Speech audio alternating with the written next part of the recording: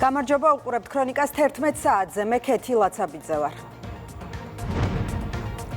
გენერალურ პროკურატურაში საბოტაჟისა და მტრულ საქმიანობაში დახმარების საქმეზე გამოკითხვის პროცესი გრძელდება. პოლიციამ თბილისში ნარკოდანაშაულის ბრალდებით 5 ადამიანი დააკავა.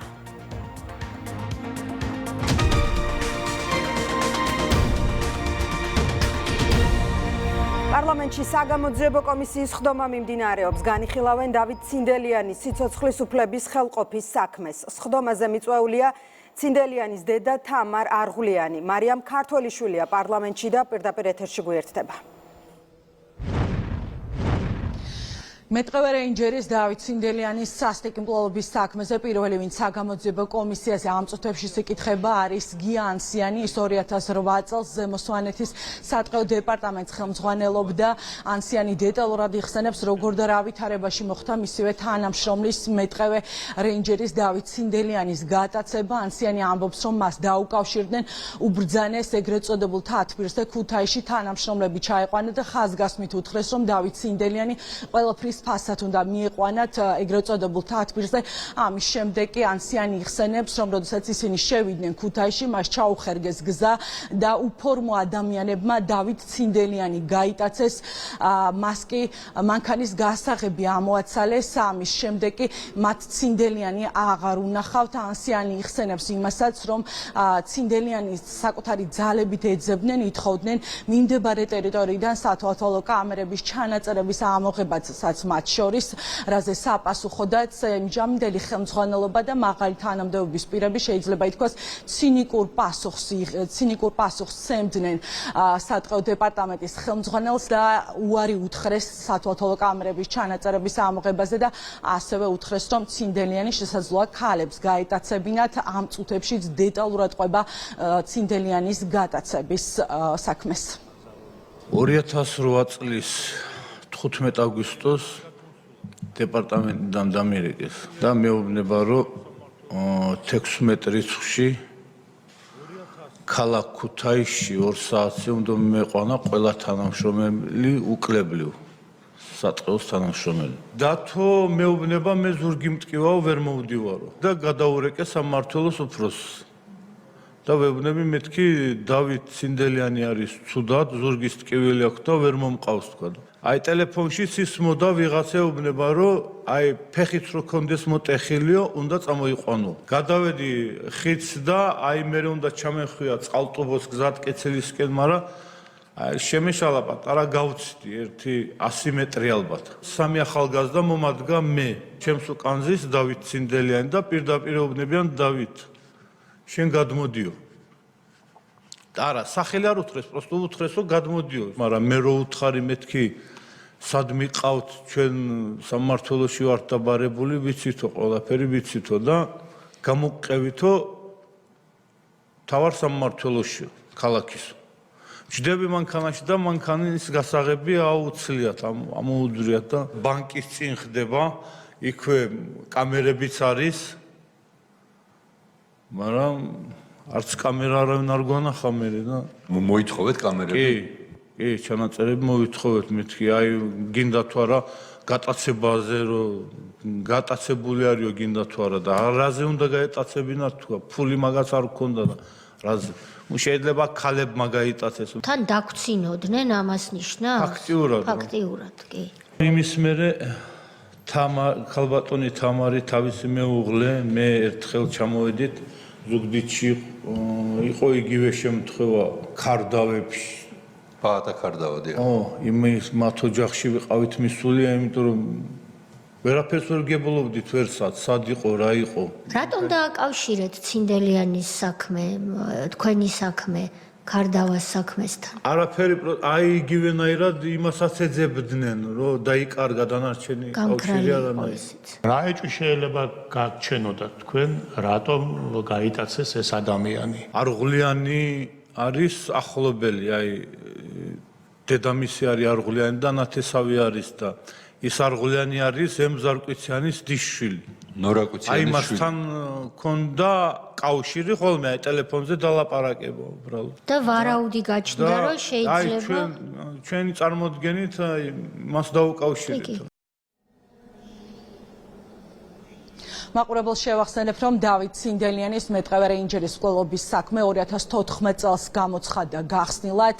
მოიპოვეს პირდაპირ მოწმეების ჩვენებები, რომლის მიხედვითაც მეტყევე რეინჯერი იმჟამინდელი კონსტიტუციური უსაფრთხოების დეპარტამენტის მაღალჩინოსნების დავალებით გაიტაცეს, მიიყვანეს ბათუმში ნავსადგურთან, გაიყვანეს შუა ზღვაში, ჩამოაცვეს ტომარა და უშუალოდ კუდის ყოფილმა მაღალჩინოსანმა რომან შამათავამ ცინდელიანი თავში გასროლით მოკლა, რის შემდეგაც მას ხედარს მიაბეს სიმძიმე და ზღვაში გადააგდეს. ამ საქმესთან დაკავშირებით სამივე ინსტანციას აქვს გამოცხადებული გამამტყუნებელი განაჩენი, რაც შეეხება საგამოძიებო კომისიას. ამ საქმესთან დაკავშირებით ცინდელიანის დედა თამარ არღულიანი არის გამოცხადებული კომისიაზე და ის გიანსიანის შემდეგ მისცემს ჩვენებას საგამოძიებო კომისიას. დღესვე იგეგმება 20 ივნისის საქმის ფარგლებში გიორგი ჭოულაძის გამოკითხვაც. ის გიორგი ბახტაძის პრემიერ-მინისტრობის პერიოდში ხელმძღვანელობდა აპარატს.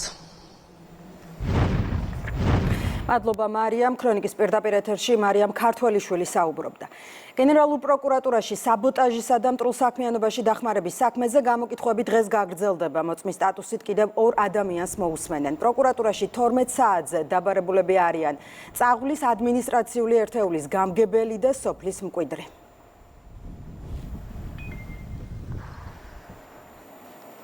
პარლამენტის თავმჯდომარე სოციალურ ქსელში წერს, რომ ბრიტანეთის საელჩო უკვე 1 კვირაა მიმართვის მიუხედავად არასაჯაროებს ინფორმაციას, ვის რა თანხით აფინანსებდა 2024 წლის არჩევნების წინ და რა თანხით აფინანსებს დღეს. შალვა პაპუაშვილი დიპლომატიური წარმომადგენლობის იმ პოზიციასაც ეხმიანება, რომლის მიხედვითაც საელჩომ მომავლის აკადემიას არჩევნების ობიექტური დამკვირვებელი უწოდა. პირველი კანონმდებელი აქვეყნებს მომავლის აკადემიის Facebook პოსტს. კარგად რომ გავიაზროთ, ნაციონალური მოძრაობის 5 ნომრის გია ჯაფარიძის ამ NGO-ზე მომავლის აკადემია ამბობდა დიდი ბრიტანეთის საელჩო არჩევნების ობიექტური დამკვირვებლები არიან. ფული გვინდათ მივცეთ და რაშუაშია აქ ექსტრემიზმის დაფინანსებაო. ამასობაში 1 კვირა გავიდა მას შემდეგ, რაც ბრიტანეთის საელჩოს მიმართე. გაესაჯაროებინა ვის და რა თანხით აფინანსებდა 2024 წლის არჩევნების წინ და ვის რა თანხით აფინანსებს დღეს. თუმცა საერთაშორისო დახმარების შესახებ პარიზის დეკლარაციისა და საქართველოს და დიდ ბრიტანეთს შორის სტრატეგიული პარტნიორობის და თანამშრომლობის შეთანხმების დარღვევით დიდი ბრიტანეთის საელჩო ამ ინფორმაციას ქართული საზოგადოებისთვის არასაჯაროებს. სხვა ქვეყანაში პროპაგანდის და ექსტრემიზმის დაფინანსება საერთაშორისო სამართლის დარღვევაა. ევროპარლამენტში დებატები შედგა იმჟელეს საქართველოს შესახებ, მათ შორის მედია თავისუფლების საკითხზე, 2024 წლის საპარლამენტო არჩევნებსა და სანქციებზე. რასა იუკნევიჩიენემ უკმაყოფილება გამოთქვა ევროპული საბჭოს წევრი ქვეყნებისა და უმაღლესი წარმომადგენლის ოფისის სიჩუმის გამო. ევროკომისარმა ეკატერინა ზახარიევამ კი სათანადო ზომების მიღების აუცილებლობაზე ილაპარაკა. ევროპარლამენტარების ნაწილმა მათ გერმანიის და ასევე შეერთებული შტატების მაგალითები და დემონსტრაციებზე დაკავებულების შესახებ შეახსენა. ევროპარლამენტარმა მარიანიმ განაცხადა, რომ საქართველოს არ სჭირდება არავის ჩარევა. რეზოლუციას ევროპარლამენტი კენჭს დღეს უყრის. არ მესმის ევროპული საბჭოს წევრი ქვეყნებისა და უმაღლესი წარმომადგენლის ოფისის სიჩუმე. მზია ამაღლობელი და მისი მეგობრები იმსახურებენ პატივისცემასა და დახმარებას. რეჟიმის წინააღმდეგ სერიოზული სანქციებია საჭირო. მხოლოდ ახალი სამართლიანი არჩევნები დაეხმარება საქართველოს ქვეყნის უკან დაბრუნებაში. ჩვენ უნდა უზრუნველყოთ პროფესიონალური, ნამდვილი ჟურნალისტიკა, რომელსაც ისეთი პროფესიონალები აკეთებენ, როგორიცაა მზია ამაღლობელი. ევროკავშირი მზად რჩება ზომები მიიღოს, რათა პასუხი აგებინოს საქართველოში ადამიანის უფლებების დამრღვევებს. დღეს ამერიკაში დაახლოებით 300 ადამიანია დაკავებული საპროტესტო აქციების ფონზე. ჟურნალისტების დაკავება ხდება ყველგან. ვსაუბრობთ ახლა საქართველოზე და ეს არის ის, რაც მნიშვნელოვანია სრულ გლობალურ კონტექსტში. მედიის თავისუფლება არ ნიშნავს ზედმეტ უფლებას და არც არის ალიბი უცხოური ჩარევისთვის, რასაც ვხედავთ არის ევროკავშირის ობსესია საქართველოს მიმართ და ბრიუსელის ზიზღი ამ ხალხის უფლებებისა და სუვერენიტეტისადმი. მოდით ნათლად ვთქვათ, თქვენ გინდათ მოიშოროთ საქართველოს მთავრობა, გადააყირავოთ ისინი და ნებისმიერი საბაბი გამოგადგებათ. ვნახეთ ეს უზარმაზარი დაფინანსება, რომელიც ჩადებულია მებრძოლ სტრუქტურებში ჟურნალისტიკისა და ადამიანის უფლებების ნიღბის ქვეშ. ქართველებს არ სჭირდებათ არავის ჩარევა, არც მოსკოვის და არც ბრიუსელის. თუ მართლა გაინტერესებთ სიტყვის თავისუფლება და დაპატიმრებული დამოუკიდებელი ჟურნალისტები, შეხედეთ თუ რა ხდება ევროკავშირში. მაგალითად დევიდ ბენდელსი გერმანიაში, რომელიც 7 თვით დააპატიმრეს მას შემდეგ, რაც მან გააზიარა მემი, რომელიც დასცინოდა მისი გერმანიის მთავრობის სიძულვილს სიტყვის თავისუფლების მიმართ. ეს არის სიტყვის თავისუფლების მდგომარეობა აქ ევროკავშირში. მხარი დაუჭირეთ ჟურნალისტებს და არა საზღვარგარეთ არასამთავრობო ორგანიზაციებს, რომლებსაც მხოლოდ რეჟიმის შეცვლა სურთ. თბილისის საქალაქო სასამართლომ სახელმწიფო პოლიტიკური თანამდებობის პირის შეურაცხყოფის ფაქტზე ელენე ხოშტარია 4000 ლარით დააჯარიმა. ელენე ხოშტარია 3 წლით იარაღის ტარების უფლებაც ჩამოერთვა. პროცესს თავად არ დასწრებია და არც პროცესზე არ იმყოფებოდა არც მისი უფლებადამცველი. პოლიციამ თბილისში განსაკუთრებით დიდი ოდენობით ნარკოტიკული საშუალების უკანონო შეძენა შენახვის, გასაღების მცდელობის და გასაღების მომზადების, ასევე მარიხუანის შეძენა შენახვის და გასაღების მცდელობის ბრალდებით 5 ადამიანი დააკავა. სამართალდამცველებმა ბრალდებულების პირადი და საცხოვრებელი სახლების შრეკის შედეგად, ასევე ჩატარებული საგამოძიებო ექსპერიმენტის დროს მათ მიერ მითითებული ადგილებიდან ნივთმტკიცებად ამოიღეს სარეალიზაციოდ განთავსებული ნარკოტიკული საშუალება მეთადონი და გამომშრალი მარიხუანა. საგამოძიებო მოქმედებების შედეგად პოლიციის მიერ ამოღებულია ნარკოტიკული საშუალების დაფასოებისთვის საჭირო მასალები, წებოვანი ლენტები და პოლიეთილენის პარკები. დანაშაული 20 წლამდე ან უვადო თავისუფლების აღკვეთას ითვალისწინებს.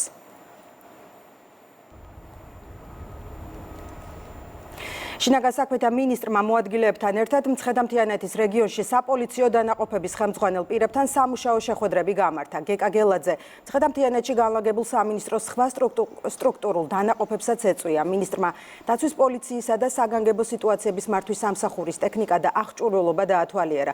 ძალოვანი უწყების ხელმძღვანელმა რეგიონში დანაშაულთან ბრძოლის, ასევე საპოლიციო პრევენციული ღონისძიებებისა და საგზაო მიმართულებით არსებულ ვითარებაზე დანაყოფების წარმომადგენლებისგან დეტალური ინფორმაცია მიიღო. ასევე თანამშრომლებისგან სამოქალაქო უსაფრთხოების კუთხით არსებულ ვითარებაზე მოისმინა ინფორმაცია. რამდენიმე რეგიონში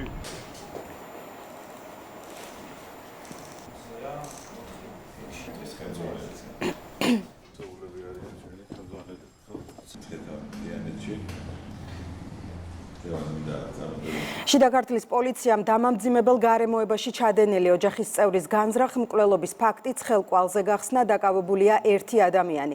გამოძიებით დადგინდა, რომ ხაშურის მუნიციპალიტეტის სოფელ ოსიაურში წარსულში არსებული კონფლიქტის ნიადაგზე დაწყებული ურთიერთშელაპარაკებისას ბრალდებულმა სიმამრს მისავე საცხოვრებელ სახლში ცივი იარაღით გულმკერდისა და ყელის არეში მრავლობითი დაზიანებები მიაყენა, რის შემდეგაც შემთხვევის ადგილიდან მიიმალა. მიღებული ჭრილობების შედეგად მამაკაცის შემთხვევის ადგილზე გარდაიცვალა. კონფლიქტის დროს ბრალდებულმა ფიზიკური შეურაცხყოფა მიაყენა გარდაცვლილის მეუღლესაც. ძალოვანი უწყების ცნობით სამართალდამცველებმა ბრალდებული საქართველოს სახელმწიფო საზღვრის გადაკვეთის მცდელობისას სარფის სასაზღვრო გამშვები პუნქტის ტერიტორიაზე დააკავეს.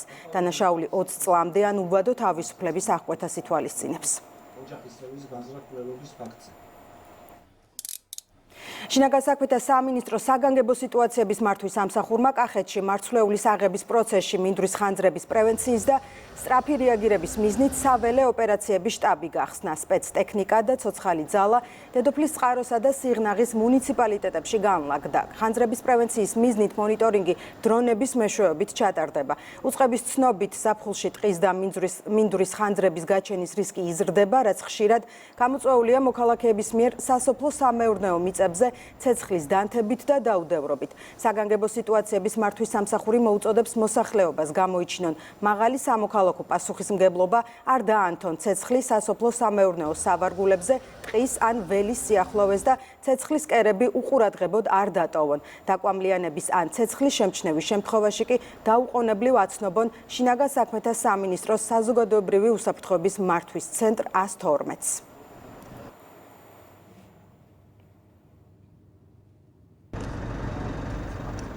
კასპში ახალი საცურაო კომპლექსის მშენებლობა მიმდინარეობს. სამშენებლო სამუშაოებს რეგიონული განვითარების მინისტრი გაეცნო. პროექტის ფარგლებში გათვალისწინებულია მრავალფუნქციური სპორტული სივრცის მოწყობა, რომელიც მოიცავს როგორც დიდ, ისე მცირე საცურაო აუზებს, სატრენაჟორო დარბაზს, შესაბამის შიდა და გარე ინფრასტრუქტურას.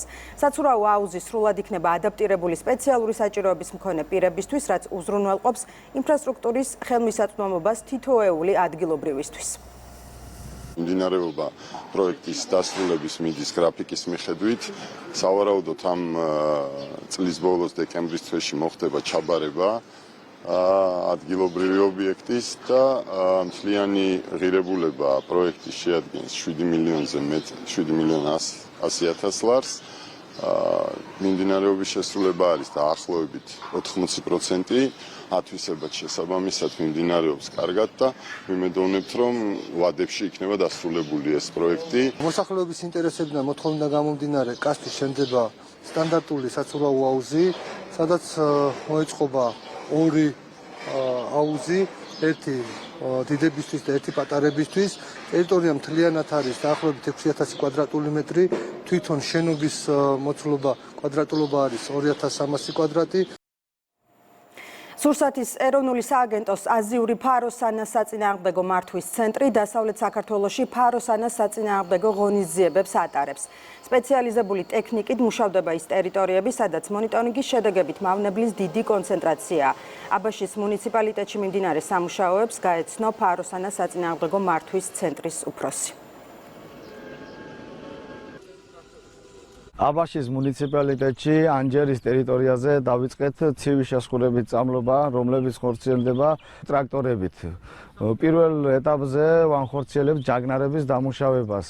შემდეგ, როდესაც სიმინდი იქნება ძის ფაზაში, დავიწყებთ სიმინდის მასივების დამუშავებას. ბათუმში საზღვაო ტურისტული სეზონი ზაფხულის ფესტივალით გაიხსნება 21 და 22 ივნის ღონისძიება ანბანის კოშკთან გაიმართება. ზაფხული იწყება აქ, წელსაც ფესტივალის სლოგანი უცვლელია. საზაფხულო საზღვაო დეკორაციებითა და ინსტალაციებით გაფორმებულ საფესტივალის სივრცეში სტუმრებს საშუალება ექნებათ მრავალფეროვან მუსიკალურ შოუს დაესწრონ. 2 დღის განმავლობაში ფესტივალის სივრცეში 10-ზე მეტი ლაუნჯი და კაფე-ბარი ფუნქციონირებს. მოეწყობა ხელნაკეთი ნივთების გამოფენა გაყიდვაც. ზაფხულის ფესტივალი ჩატარდება ანბანის კოშკის მიმდებარედ 2 დღის განმავლობაში გვექნება ძალიან ლამაზი საზაფხულო დეკორაციები საფესტივალო სივრცეში, ასევე წარმოდგენილი იქნება ლამაზი კოსტიუმირებული შოუები, როგორც ქალაქში, ასევე საფესტივალო სივრცეში. გვეყოლება ძალიან კარგი შემსრულებლები, როგორც ადგილობრივი, ასევე მოწვეული ბენდები, გვექნება გემოვნებიანი მუსიკა, იქნება სახალისო აქტივობები, როგორც უფროსებისთვის, ასევე ბავშვებისთვის. ერთმანეთს შევხვდებით 14 საათზე, დროებით გამშვიდობებით.